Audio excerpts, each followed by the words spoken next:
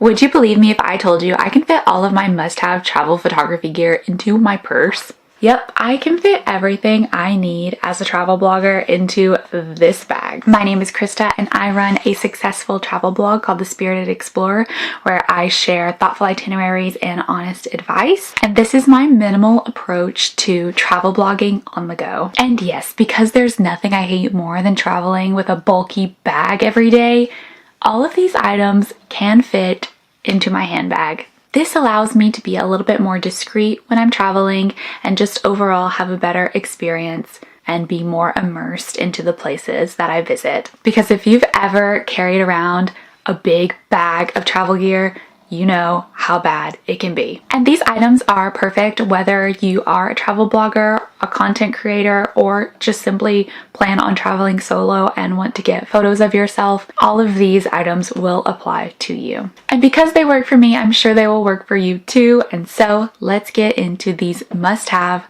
items.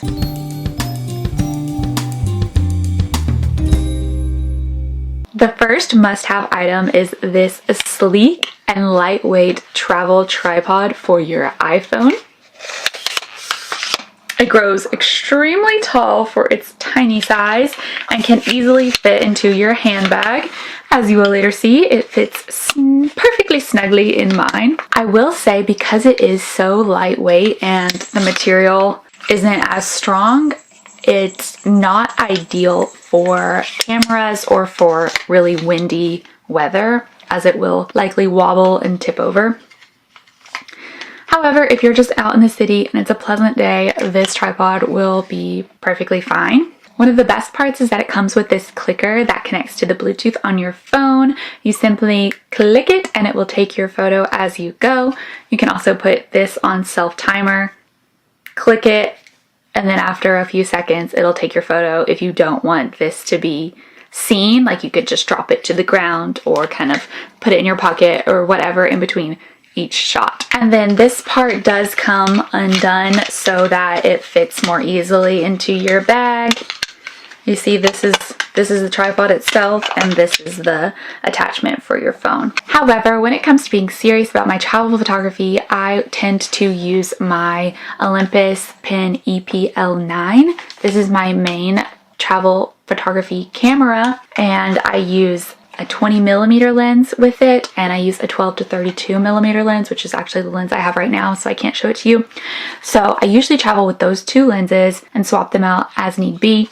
And that helps me get everything from portraits to landscapes to city photography. And a great feature about this camera is that it does have built-in Wi-Fi, which means that I can connect the viewfinder to an app on my phone and be able to take the pictures while holding my phone, just the same way as the clicker works, without having to go back and forth for each shot. So that's a big bonus for using this type of camera. And a lot of people would use the Wi-Fi to transfer the photos from your camera to your phone or computer. However, I like to use an SD card reader instead. This one, for example, comes with an USB-C and a USB plug. And what I love about this is that I can simply put the SD card into the SD card reader, pop this part into my iPhone, go to the file section of my phone, and then I have access to all of the photos on my camera. This is important to me because I tend to shoot in RAW, and for whatever reason, the Wi-Fi does not read the RAW images, but this SD card reader will.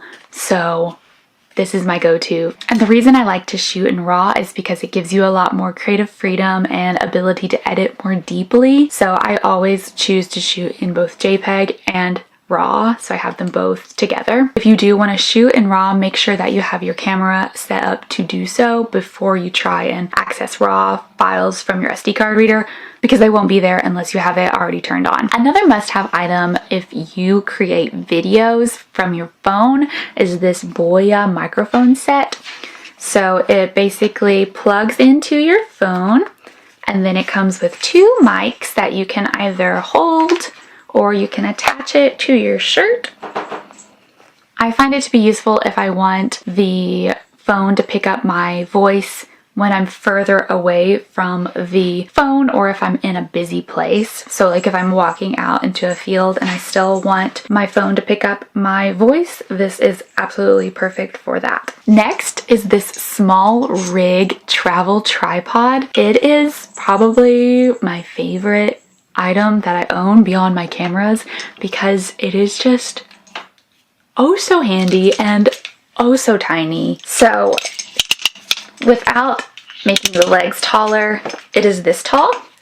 And then in its full size, it's about this. And then you can mount your camera either horizontally or vertically. Now, this might not seem like it is big enough, but it's actually a lot more than you think, because oftentimes when you're traveling anywhere, there's going to be something for you to kind of prop your tripod on to give it that extra boost, whether it's a big rock, a bench, stairs, whatever it may be. You're going to be able to mount this to give you that extra boost to get it to your eye level, your chest, however you're trying to get the right angle. But it is also great if you want to get some of those low angle shots that create a really unique perspective of yourself with the background. Another thing is that it is just so sturdy that it can endure windy weather and harsh climates without a problem. So it's going to last you a lot longer than the iPhone tripod that I showed you earlier. And you can also mount the iPhone attachment if you want to get content from your phone instead of your camera. And just to give you the perspective, this is a full-length sized tripod at its smallest, and this is the small rig tripod at its smallest. I don't know about you, but there's nothing I hate more than lugging around a huge tripod. It is an eyesore, it's super annoying, and it's really obvious that you're a tourist, which sometimes you want to be low-key, so that's why I always go for this one over this one almost every time. And finally, you're going to need something to put everything in, and there's nothing I love more than a sleek little crossbody. And this one is perfect for travelers because it has anti-theft compartments. Basically, it has zippers that have locking compartments so nobody can unzip your bag. It also has anti-slash fabric and RFID blocking technology, which I don't really know what that is, but apparently it's important, so it has it. And finally, let's fit everything into this small travel-friendly bag. I'll start first with the iPhone tripod. Next, we'll add the microphone set. I'll put it into one of the pockets. You don't really need to bring this around because I tend to upload my photos once I'm back at my accommodation, but for the sake of the video, we're going to stick it into one of the pockets as well. Boop. Here is the iPhone attachment. Pop it in there. My travel camera going in. Here's my camera lens in its pouch going in the bag. And then you still have room for your credit cards, your lip gloss, money, whatever. So here it is.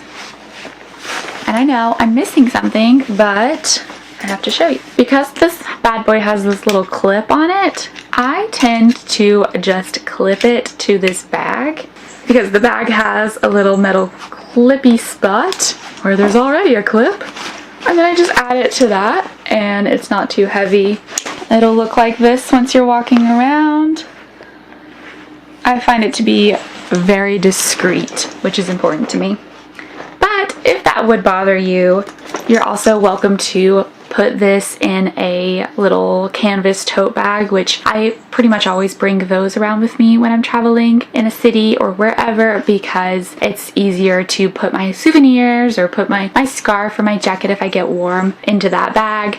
So this can easily pop in there as well, and you'll still look really discreet and honestly look more like a local carrying around a tote bag in a lot of these European destinations or wherever. So, and that is pretty much everything that I bring every time I travel as a travel blogger. I will go ahead and link all of these products down below in case you want to check them out. And of course, if you found this video helpful, please give it a like and feel free to subscribe for more travel related content. I wish you the best of luck on your travel blogging, content creation, solo travel journey, and thank you again for watching.